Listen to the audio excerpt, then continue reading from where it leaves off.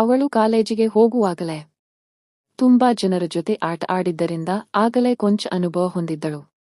ಆದರೂ ನಾನು ಒಳ್ಳೆಯ ಹುಡುಗಿಯೇ ಅಂತ ಊರಿನ ಜನರೆದುರು ತೋರಿಸಿಕೊಳ್ಳುತ್ತಿದ್ದಳು. ಅವಳ ಡಿಗ್ರಿ ಮುಗಿದ ನಂತರ ಮನೆಯವರೆಲ್ಲ ಸೇರಿ ಅವಳಿಗೆ ಮದುವೆ ಮಾಡಿಸಿದರು. ಹುಡುಗನು ಚೆನ್ನಾಗಿದ್ದ ಜೊತೆಗೆ ಆಸ್ತಿ ಮನೆಯೂ ಕೂಡ ಚೆನ್ನಾಗಿತ್ತು. ಸುತ್ತಮುತ್ತ 10 ಎಕರೆ ತೋಟ ಕೂಡ ಇತ್ತು. ಮದುವೆಯಾದ ಹೊಸತರಲ್ಲಿ ಅವರಿಬ್ಬರು ಗಂಡ ಹೆಂಡತಿಯಾಗಿ ತೋಟದ ಕಡೆಗೆ ಹೆಚ್ಚು ಹೋಗುತ್ತಿದ್ದರು.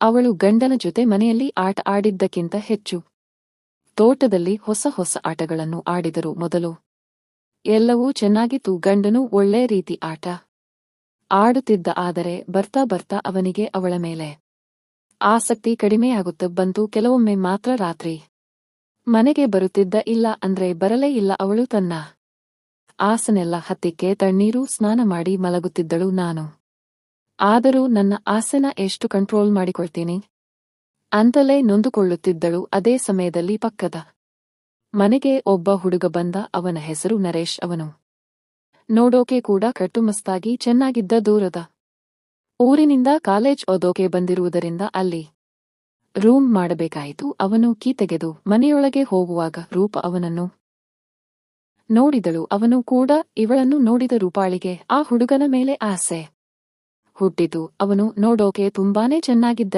ಈಗ ಅವನನ್ನು ಮಾತಾಡಿಸುವುದು ಅಂದರೆ ಅವನ ರೂಮಿಗೆ ಹೋಗಲು ತೀರ್ಮಾನಿಸಿದಳು. ಆಗ ಅವನು ಬಟ್ಟೆಗಳನ್ನು ಜೋಡಿಸುತ್ತ ಬರೀ ಟವೆಲ್ನಲ್ಲಿ ಮಾತ್ರ ಇದ್ದ. ಅವನನ್ನು ನೋಡಿದ ರೂಪ, ಅಬ್ಬ ಎಷ್ಟು ಸುರಸುಂದರಾಂಗ ಇವನು ಎಂದು ಮನಸ್ಸಲ್ಲೇ ಅಂದುಕೊಂಡಳು. ಅವನು ಹಾಗೆ ತನ್ನ ಮುಖವನ್ನು ಕನ್ನಡಿಯಲ್ಲಿ ನೋಡಿಕೊಳ್ಳುತ್ತಿದ್ದ. ಅವಳನ್ನು ನೋಡಿದ ನರೇಶ್ಗೆ ತಕ್ಷಣವೇ ನಾಚಿಕೆ ಆಯಿತು. ಅವನು ತಕ್ಷಣವೇ ತನ್ನ ಬಳಿ ಇದ್ದ ಟವೆಲ್ನು ಸರಿಯಾಗಿ ಸುತ್ತಿಕೊಂಡನು.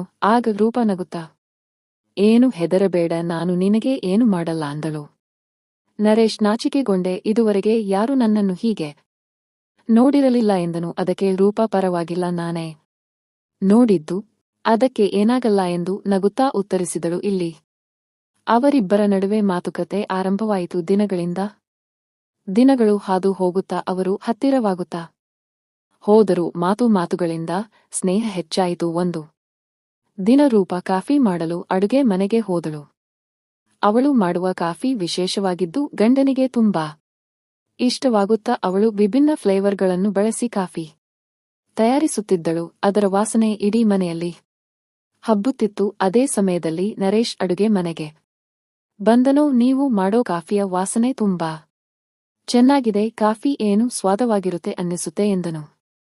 ಸ್ವಲ್ಪ ಇರಿ, ಕಾಫಿ ಕುದಿಯುತ್ತಿದೆ, ಆಗಲೇ ಕೊಡ್ತೀನಿ ಅಂತ ಅವಳು ಹೇಳಿದಳು. ನರೇಶ್ ಸಡಿಲವಾಗಿ, ಏನು ಕಾಫಿ ಕುಡಿಯೋದು ಎಂದು ಕೇಳಿದಾಗ ಅವನ ನೋಟ ಕಾಫಿಯಿಂದ ದೂರವಿದ್ದಂತೆ ರೂಪಗೆ ಅನಿಸಿತು. ಅವಳು ನಗುತ್ತ, ಏನು ಕುಡಿಯೋದು, ಮತ್ತೇನು ಕುಡಿಯೋಕೆ ಕೊಡಬೇಕು ನಿಂಗೆ ಅಂತ ಕೇಳಿದಳು.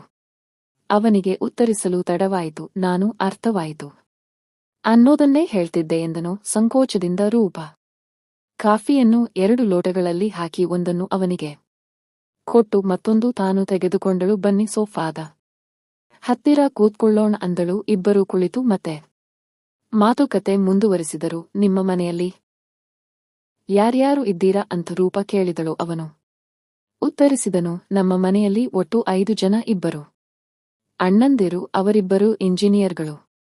ಅಪ್ಪ ಅಮ್ಮ ಇಬ್ಬರು ಮನೆಯಲ್ಲಿ ಇದ್ದಾರೆ. ದೊಡ್ಡ ಅಣ್ಣ ನನ್ನ ಕುಟುಂಬವನ್ನೆಲ್ಲ ಚೆನ್ನಾಗಿ ನೋಡಿಕೊಳ್ಳುತ್ತಾನೆ. ಒಂದು ದೊಡ್ಡ ಮನೆ ಕೂಡ ಇದೆ. ಉಣ್ಣೋಕು ತಿನ್ನೋಕು ಏನು ತೊಂದರೆ ಇಲ್ಲ, ಎಲ್ಲವೂ ಚೆನ್ನಾಗಿದೆ ಅಂತ ಹೇಳುತ್ತಾನೆ ನರೇಶ್. ಈಗ ರೂಪಾಳನ್ನು ಕೇಳುತ್ತಾನೆ, ನಿಮ್ಮ ಮನೆಯಲ್ಲಿ ಯಾರ್ಯಾರು ಇದ್ದೀರಾ? ಅವಳು ಉತ್ತರಿಸುತ್ತಾಳೆ, ನಮ್ಮ ಮನೆಯಲ್ಲಿ ನಾನು ಮತ್ತು ನನ್ನ ಗಂಡನಷ್ಟೇ ಇದ್ದೇವೆ. ಮದುವೆಯಾಗಿ 2 ವರ್ಷ ಆಯಿತು, ಇನ್ನು ಮಕ್ಕಳಿಲ್ಲ. ಮನೆಯಲ್ಲಿ ಒಬ್ಬಳಾಗಿ ಇರುವುದು ಕಿಂಚಿತ್ ಬೇಸರವಾಗುತ್ತದೆ. ಎಷ್ಟೊಂದು ಟಿವಿ ನೋಡೋದು, ಯಾರಾದರೂ ಜೊತೆ ಮಾತಾಡಬೇಕೆನಿಸುತ್ತದೆ. ನೀನು ಇಲ್ಲಿ ಹೊಸದಾಗಿ ಬಂದಿದ್ದಿ ಎಂದು ಗೊತ್ತಾಗಿ ಹೀಗಾಗಿಯೇ ನೋಡಿದ್ದು ಎಂದಳು ನರೇಶ್ಗೆ. ಆ ಮಾತು ಕೇಳಿದ ಕೂಡಲೇ ಬಾಯಿಗೆ ಲಡ್ಡು ಬಿದ್ದಂತಾಗುತ್ತದೆ. ಅವನ ಮುಖದಲ್ಲಿ ಒಂದು ಸಣ್ಣ ನಗು ಬಂದು ಮಾಯವಾಗುತ್ತದೆ. ಅವನು ರೂಪಾಳನ್ನು ಮತ್ತೊಮ್ಮೆ ಮೇಲಿಂದ ಕೆಳಗೆ ನೋಡುತ್ತಾನೆ. ಅಬ್ಬಬ್ಬ, ಎಂಥ ಚೆಲುವೆ ಈಕೆ ಅನ್ನಿಸುತ್ತದೆ ಅವನಿಗೆ. ಈಕೆ ಖುಷಿಯಾಗಬೇಕೆಂದರೆ ಯಾರಾದರೂ ಸರಿಯಾದ ಸಾಥು ಕೊಡಬೇಕು ಅಂತ ಮನಸ್ಸಿನಲ್ಲಿ ಯೋಚಿಸುತ್ತಾನೆ. ಅಷ್ಟರಲ್ಲಿ ರೂಪಾಳಿಗೆ ಗಂಡನಿಂದ ಫೋನ್ ಕಾಲ್ ಬರುತ್ತದೆ. ಅವಳು ಕಾಲ್ ರಿಸೀವ್ ಮಾಡಿ ಹೊರಗೆ ಹೋಗಿ ಮಾತಾಡುತ್ತಾಳೆ. ಅದರೊಳಗೆ ನರೇಶ್ ತನ್ನ ರೂಮ್ ಸಜ್ಜುಗೊಳಿಸುತ್ತಿರುತ್ತಾನೆ. ಪುಸ್ತಕಗಳನ್ನು ಬುಕ್ ಶೆಲ್ಫ್ಗೆ ಜೋಡಿಸುತ್ತ ಬಟ್ಟೆಗಳನ್ನು ಕಬೋರ್ಡ್ಗೆ ಇಡುತ್ತಾನೆ. ಅವಳು ಮತ್ತೆ ಕಾಣಿಸಿದಾಗ ರೂಪ ನಗುತ್ತ ನಾನು ಸಹಾಯ ಮಾಡಲ ಎಂದು ಕೇಳುತ್ತಾಳೆ. ಇಲ್ಲ ಬೇಡ, ಸ್ವಲ್ಪವೇ ಇದೆ, ನಾನೇ ಮಾಡಿಕೊಳ್ತೀನಿ ಅಂತ ಉತ್ತರಿಸುತ್ತಾನೆ. ಪರವಾಗಿಲ್ಲ ಕಣು, ನಾನು ಮಾಡ್ತೀನಿ. ಇನ್ನು ಮುಂದೆ ನನ್ನನ್ನು ನಿನ್ನ ಫ್ರೆಂಡ್ ಅಂತ ಟ್ರೀಟ್ ಮಾಡು, ಓಕೆನಾ? ಯಾವ ದಾಕ್ಷಿಣ್ಯವೂ ಬೇಡ ಅಂತ ರೂಪ ಹೇಳುತ್ತಾಳೆ. ಅವನು ಸರಿ ಅಂತ ಒಪ್ಪಿಕೊಳ್ಳುತ್ತಾನೆ. ನಂತರ ಇಬ್ಬರು ಸೇರಿ ಬಟ್ಟೆಗಳನ್ನು ಕಬೋರ್ಡ್ಗೆ ಹಾಕಲು ಶುರು ಮಾಡುತ್ತಾರೆ. ಕೊನೆಗೆ ಒಂದು ಬಟ್ಟೆ ಉಳಿದಿರುತ್ತದೆ. ಅದನ್ನು ಇಬ್ಬರು ಎತ್ತಲು ಯತ್ನಿಸುತ್ತಾರೆ. ಆಗ ಅವರ ಕೈಗಳು ಒಂದನ್ನೊಂದು ತಟ್ಟುತ್ತವೆ. ಇಬ್ಬರಿಗೂ ಕ್ಷಣ ಮಾತ್ರ ಆಘಾತ.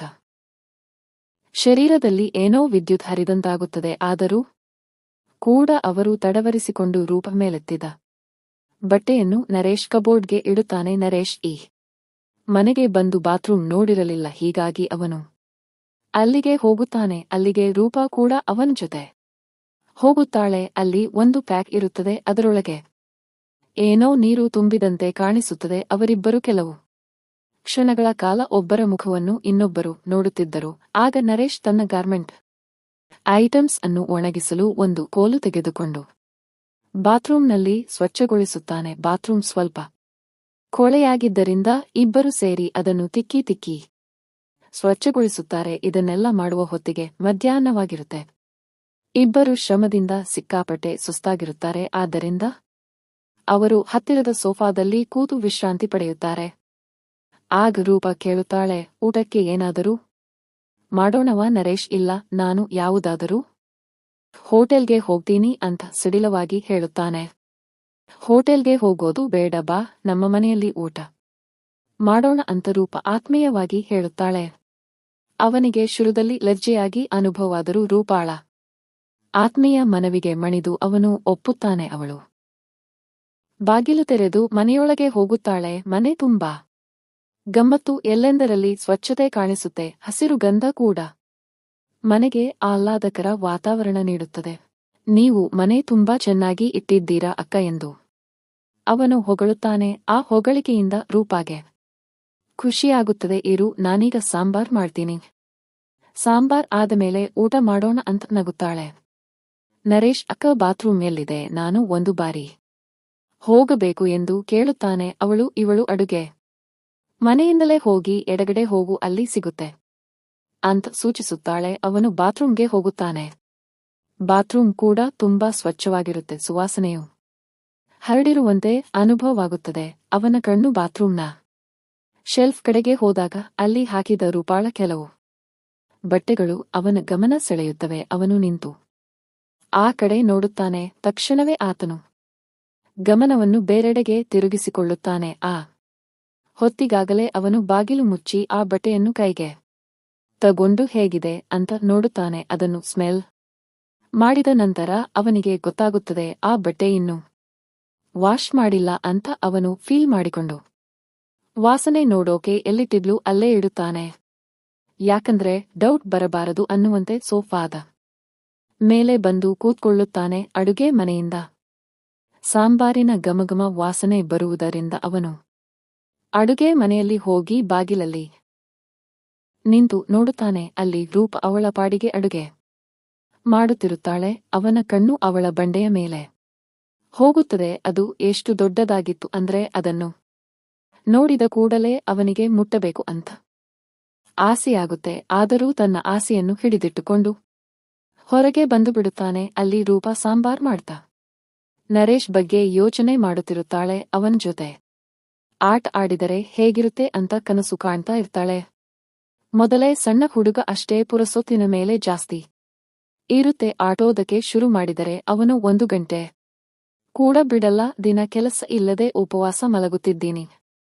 ಇವನು 3 ವರ್ಷ ಕಾಲೇಜು ಮುಗಿಯುವವರೆಗೂ ಇಲ್ಲೇ ಇರುತ್ತಾನೆ. ಎಷ್ಟಾಗುತ್ತೋ ಅಷ್ಟು ಆಟ ಆಡಬೇಕು ಅವನ ಜೊತೆ ಎಂದು ಅಂದುಕೊಳ್ಳುತ್ತಾಳೆ. ಅಷ್ಟರಲ್ಲಿ ರೂಪಾಳ ಫ್ರೆಂಡ್ ಒಬ್ಬಳು ಮದುವೆ ಇನ್ವಿಟೇಷನ್ ಕಾರ್ಡ್ ಕೊಡಲು ಮನೆಗೆ ಬರ್ತಾಳೆ. ಒಳಗಡೆ ಬಂದು ರೂಪ ಅಂತ ಕರೀತಾಳೆ.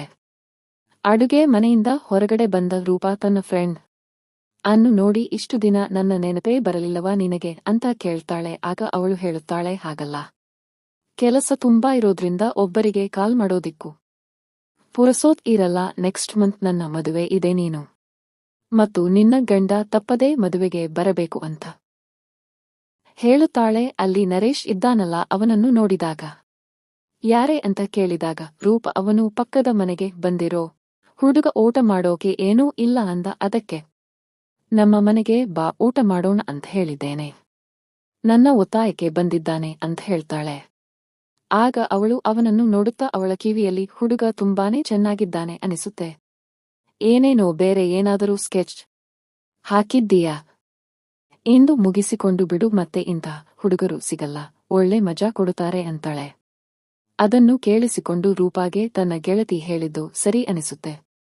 ಅವಳು ಮನದೊಳಗೆ ಖುಷಿ ಪಡೋಕೆ ಶುರು ಮಾಡುತ್ತಾಳೆ. ಊಟ ಮಾಡಿ ಹೋಗು ಅಂತ ಹೇಳಿದರು. ಅವಳು ಊಟ ಮಾಡದೆ ಬರೀ ಜ್ಯೂಸ್ ಮಾತ್ರ ಕುಡಿದು ಹೊರಡುತ್ತಾಳೆ. ಹೋಗುವಾಗ ನೀವಿಬ್ಬರೂ ಚೆನ್ನಾಗಿ ಊಟ ಮಾಡಿ ಅಂತ ಕಣ್ಣು ಮಿಟುಕಿಸಿ ಕಾರಲ್ಲಿ ಹೋಗ್ತಾಳೆ. ರೂಪ ನಗುಮುಖದೊಂದಿಗೆ ಮನೆಯೊಳಗೆ ಬರ್ತಾಳೆ. ನಂತರ ಮನಸ್ಸಲ್ಲೇ ಮಂಡಿಗೆ ತಿನ್ನುತ್ತಾ 2 ಬಟ್ಟಲಿಗೆ ಊಟ ಬಡಿಸುತ್ತಾಳೆ. ನಂತರ ನೆಲದಲ್ಲಿ ಬಟ್ಟಲಿಟ್ಟು ಇಬ್ಬರೂ ಒಟ್ಟಿಗೆ ಕೂತು ಮಾತಾಡುತ್ತಾ ಊಟ ಮಾಡೋಕೆ ಶುರು ಮಾಡ್ತಾರೆ. ಅಷ್ಟರಲ್ಲಿ ರೂಪಾಯ ಎದ್ದು ಹಿಂದಿನ ದಿನ ಮಾಡಿದ ಕಬಾಬ್ ತರೋಕೆ ಹೋಗ್ತಾಳೆ. ಆಗ ಅವನ ತಲೆಯಲ್ಲಿ ಬಯಲು ಹೊಡೆಯುತ್ತದೆ. ಅವಳು ಕಬಾಬ್ ತಂದು ಹಾಕುತ್ತಾಳೆ ಮತ್ತು ಮುಂದಿನ ಮಾತುಕತೆ ನಡೆಯುತ್ತದೆ. ಇಬ್ಬರಿಗೂ ಆಸೆ ಇದ್ದರೂ ಆ ವಿಚಾರದ ಬಗ್ಗೆ ಮಾತಾಡಲ್ಲ. ಊಟ ಮುಗಿದ ಮೇಲೆ ಇಬ್ಬರು ಸೋಫಾದ ಮೇಲೆ ಕೂತ್ಕೊಳ್ಳುತ್ತಾರೆ. ನರೇಶ್ಗೆ ಅವಳ ಬಗ್ಗೆ ಏನೇನೋ ಯೋಚನೆ ಮಾಡ್ತಾ ಬೆವರೋಕೆ ಶುರು ಮಾಡುತ್ತಾನೆ.